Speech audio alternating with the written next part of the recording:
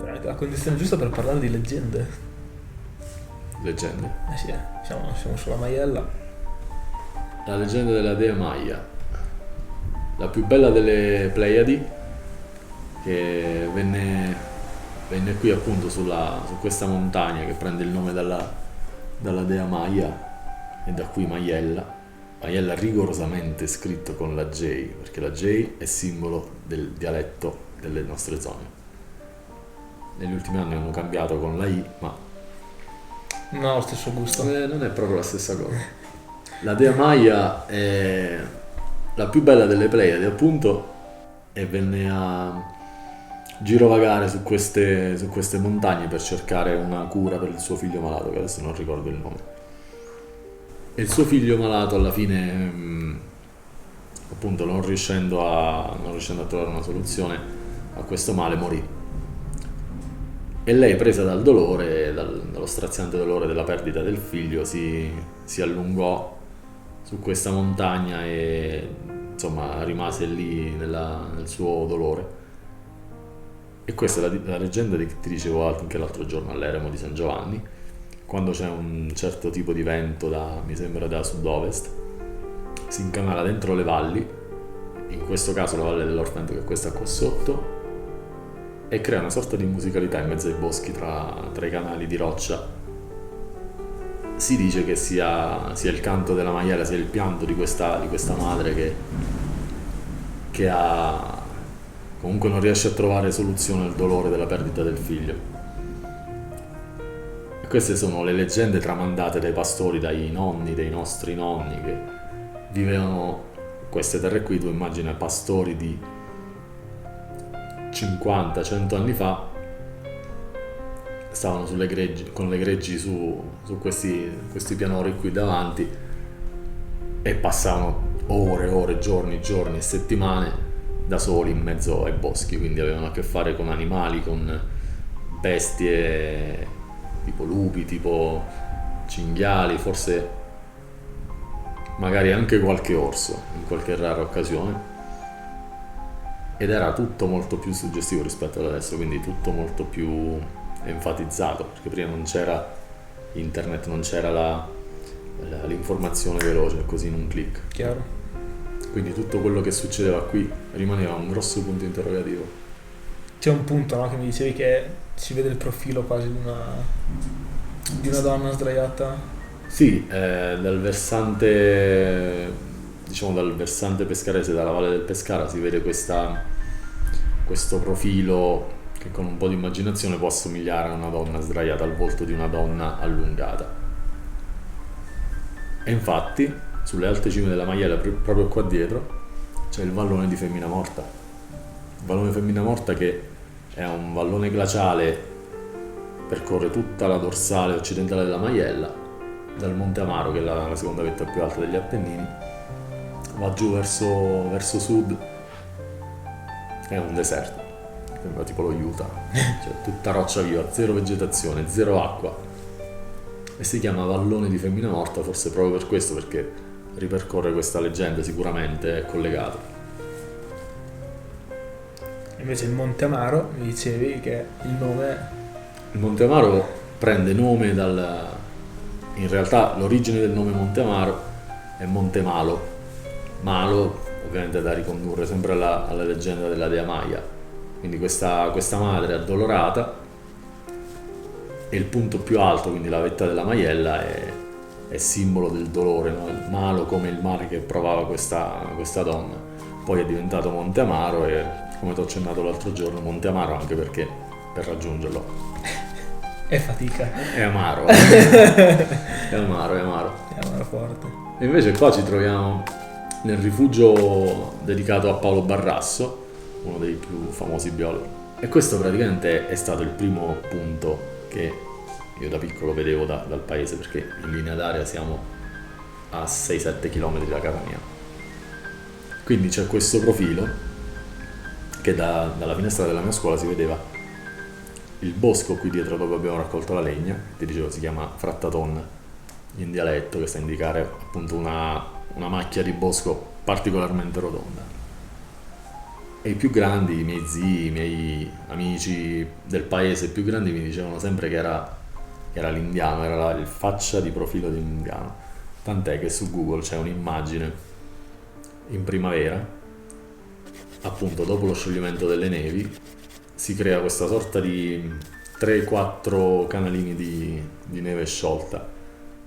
Quindi tu hai questo bosco, questa sorta di pratone tutto verde e sulla sinistra le ultime lingue di neve che formano come delle, ci vuole molta fantasia, come delle piume di un capo indiano, un copricapo indiano. Quindi io da sempre ho avuto l'immaginario, l'occhio dell'indiano, e tu immagina la prima volta che sono venuto qua su, sembrava così inarrivabile che era qualcosa di così lontano, invece più volte che torniamo qua giù ha il suo significato. È un posto abbastanza importante perché è stata una delle prime escursioni che ho fatto e sono contento che ci sei venuto pure tu oggi. Bella chillata. Dall'anno scorso che me l'avevi fatta vedere, cioè, la voglia me l'è rimasta.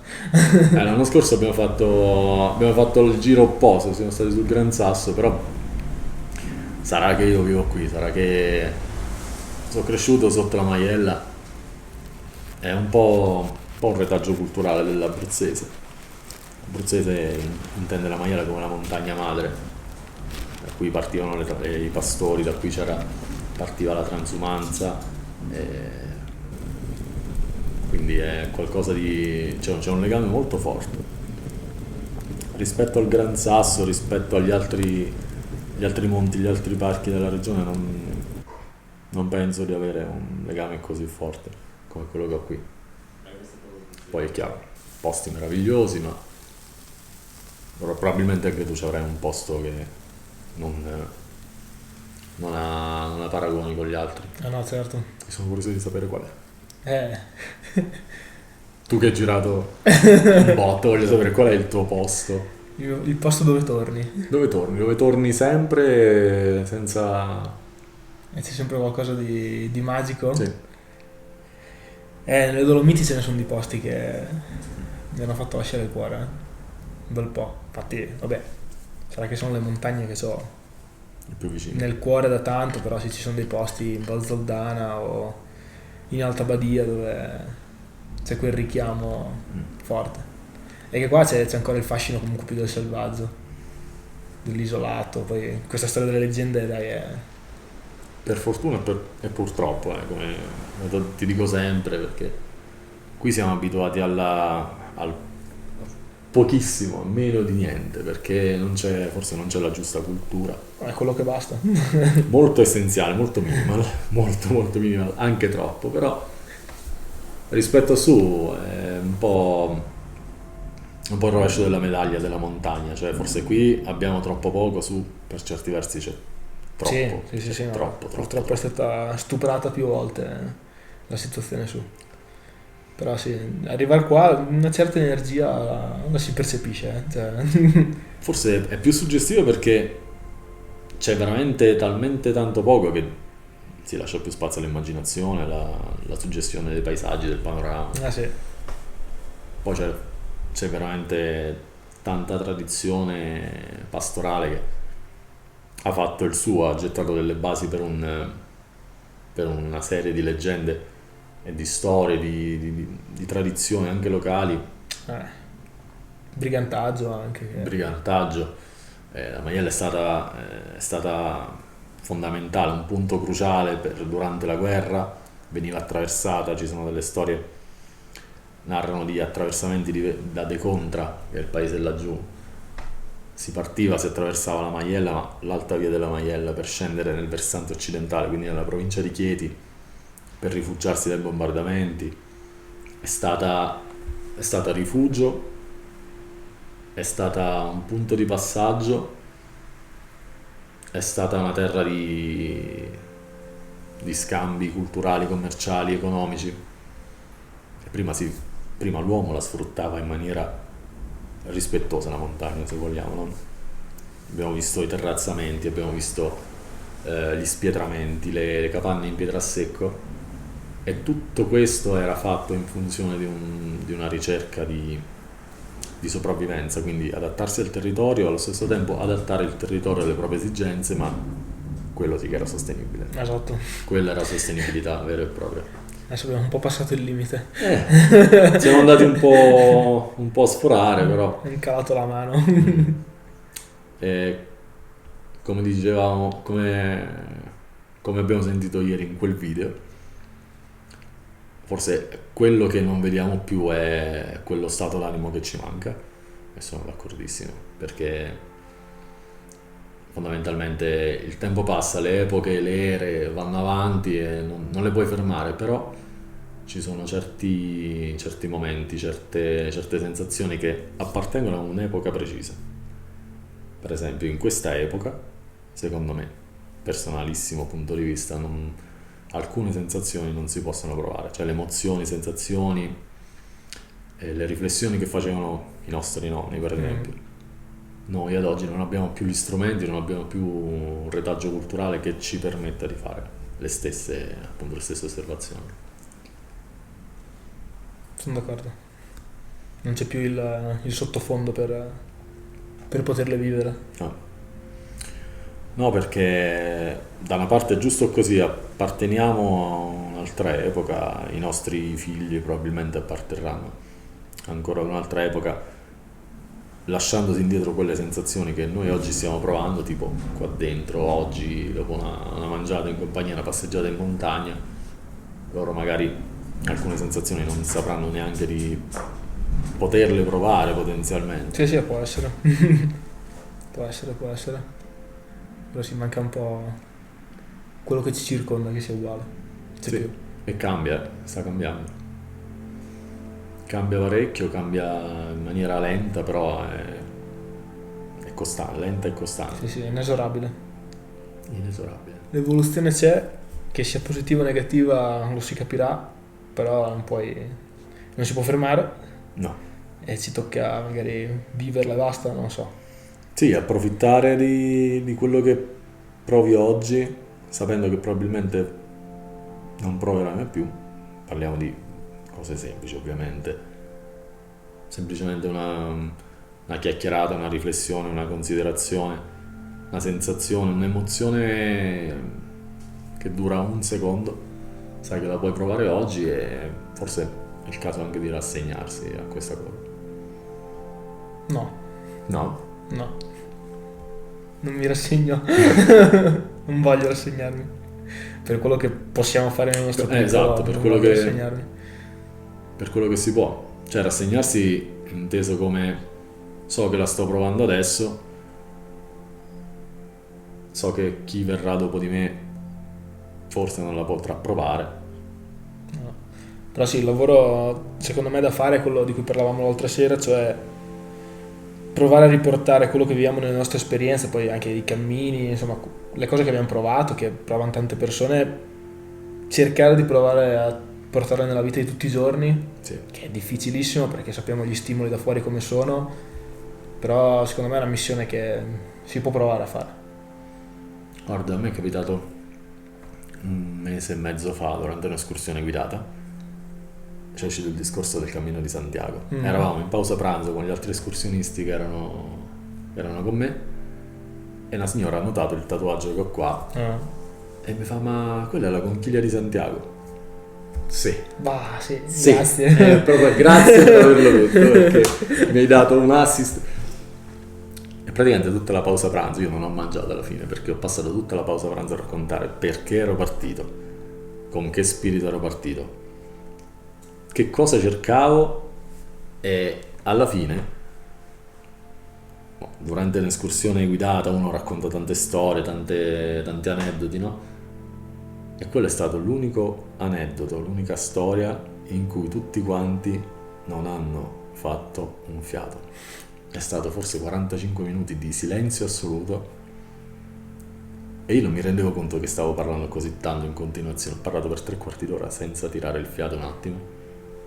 Ed è stato fighissimo perché io ho ricordato tutto quello che mi era successo durante il cammino e parlando proprio di questo, del fatto che una volta rientrati, attuare quello stile di vita che c'è sul cammino, che hai visto pure tu, non è assolutamente facile. dura un mese. Ti puoi sforzare 3 settimane, dopodiché, perlomeno quello che è successo a me, ma da come mi hai detto è successo anche a te, rientri nella routine, nell'omologazione, rivieni assorbito dalla civiltà moderna, chiamiamola così. Sì, Io sì, dico sì. moderno, ma perché intendo dire che in quei contesti, che può essere un viaggio, un cammino, un viaggio a piedi, cioè ritorni indietro nel tempo perché rallenti dei ritmi, torni a dei ritmi che adesso non sono considerati Esatto. naturali. Ma in realtà sono la cosa più umana, più normale. Infatti, come ti dicevo l'altra sera, secondo me quella è la vita normale. Sì, Chiaro, è molto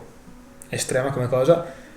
E quella che stiamo vivendo oggi non è più normale. Quindi, per quello che secondo me la missione dovrebbe essere quella di riportare un minimo, non dico tutto, perché tutto non ce la fai, però un minimo di quel ritmo, di quella consapevolezza nella vita di tutti. già solo nel modo di pensare, già solo, cioè, nel modo di fare le cose in maniera in maniera meno ritmata, diciamo così. Io ho dovuto fare questo cambio drastico, io sono tornato nel 2018 dal Cammino di Santiago, ho provato ad adottare quello stile di vita, quel modo di vivere tutti i giorni e non ci sono riuscito. Non riuscendoci sono entrato in un loop di angoscia, mi sentivo sconfitto perché dicevo ho fatto Certo. una cosa assurda con un viaggio a piedi di un mese.